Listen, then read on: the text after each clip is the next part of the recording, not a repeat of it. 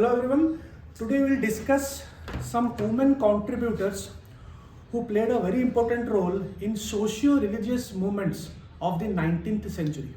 So one expected mains question can be asked in UPSC. Discuss the women contributions in the socio-religious movements of 19th century.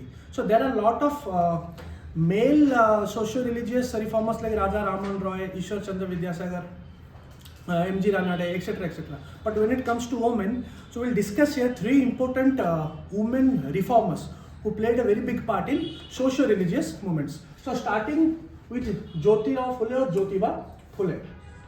Now Jyotiba Phule was called as an agrarian radical. It means he was the one who took a stand for peasantry at a time when nobody was talking about peasants, and that too in a very radical manner. So he was called as the agrarian radical. Now Jyotiba Phule was from Maharashtra. Now the most important Samaj which he did was Satya Sodhak Samaj in 1873 Pune. Now the other name is the Society of Truth Seekers. And Jyotiba Phule was always anti-caste.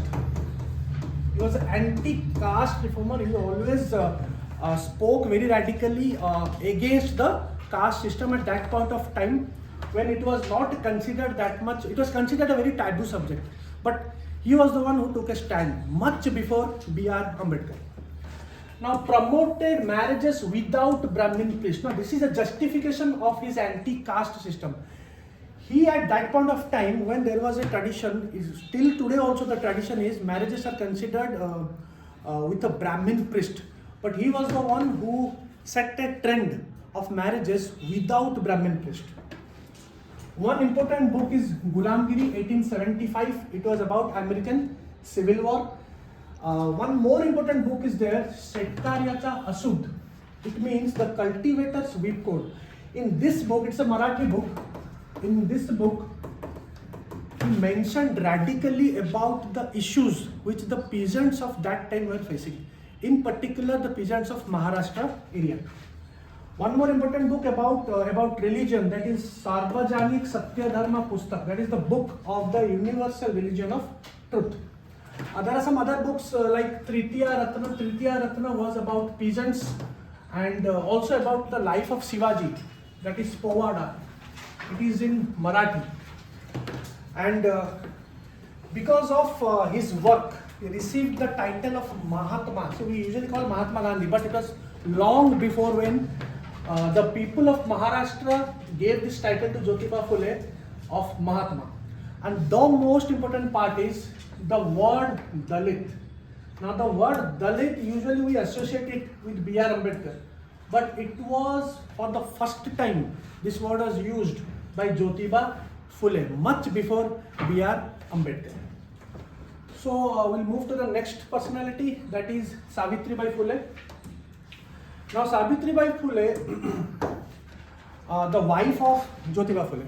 Now, Savitri bai Phule is called as the first lady formal teacher of India. The first lady formal teacher of India because she was the one who opened the first school of women, that is the girls' school at Pune, at Bhidewada. Now Bhidewada was in news in 2023 because there was a news that the government wanted to be a national memorial, but abhi tak hua nahi hai, but it was in news, so you should know. Second is the mother of Indian feminism.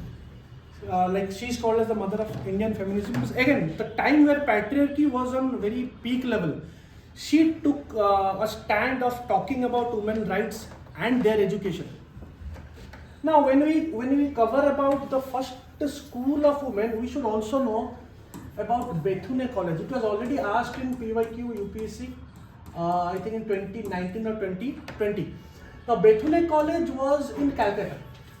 Now this school was in Pune, western side. It is in Calcutta. It is the oldest women college. This is the first school. Okay. Now the school was by John Eliot Drinkwater Bethune. Now this college started as a school in 1849, 1 year later to this. So it is the second school. Okay, second school for women. Now the financial support was given by Dakshina Ranjan Mukherjee. He was also an Indian. Now coming to the other personality, that is Tarabai Shinde. Tarabai Shinde was also from Maharashtra. Now she was a feminist who protested patriarchy in the 19th century. She was also a founding member of the Satyasodhak Samaj, which already discussed now, often considered as the first modern Indian feminist. One more important book is Stree Purush Tulna. In this book, which was in 1882, she gave a strong criticism to the upper class Hindu patriarchy. Fine. She also wanted a form of marriage where the husband has to leave the household. Now this particular thing is totally against the established norms or established traditions. Now she was the one who was talking of someone which is not accepted at all in society. Even it's not accepted today also at some level. Okay. She was along with Jyotiba and Savitri bai Phule in the opening of the girls' school. We talked about Vidawada school. She was also with them. Criticized Hindu religious scriptures, which was the source of women's oppression. Now this was also very controversial at that point of time, because somebody criticizing Hindu scriptures, and that too at a time when patriarchy was on peak level. So it also created a lot of sensation and controversy. Now coming to the final part, that is Pandita Ramabai. Pandita Ramabai was a Marathi Brahmin, Sanskrit scholar. Father died in the famine of 1877. Then she traveled across the country with her brother. And when her fame reached Calcutta, and because of her strong knowledge in Sanskrit, she was given the title of Pandita and Saraswati from the University of Calcutta because of her Sanskrit knowledge. Okay. Now after her husband's death, she founded the Arya Mahila Sabha, where she fought for the education for women against child marriage. Now because of her efforts, we all know there is a very important commission on education in 1882-1883 from the British side, that is Hunter Commission. Now because of her efforts, lot of recommendations which are there in Hunter Commission came from her efforts, because of her efforts, that is for education. She recommended women's in medical college, women's school inspector. Now the thing she was doing for women's education, it reached the British monarch. Okay, and from there a movement started, that is women's medical movement. Women's medical movement, we can say the origin of this movement goes back to Pandita Ramabai, who was a Indian. 1883 she went to London and to England, to London in particular, and she converted to Christianity.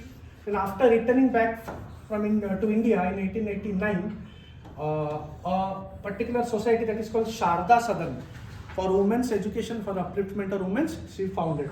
She also founded the Mukti Mission for the education of child widows. Now because of all this social work contributions, the British gave the Kaiser-e-Hind medal in 1919. See, 1919 there was the movement was totally political, but she was totally into the social activity. She was not directly related to any political movement or political activity in our country going on at that point of time.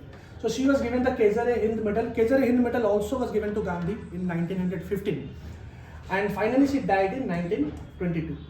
So these are the major social reformers, women reformers, which you can write in a mains answer when the question comes about discuss the women's contribution in the socio-religious movements of the 19th century. Thank you.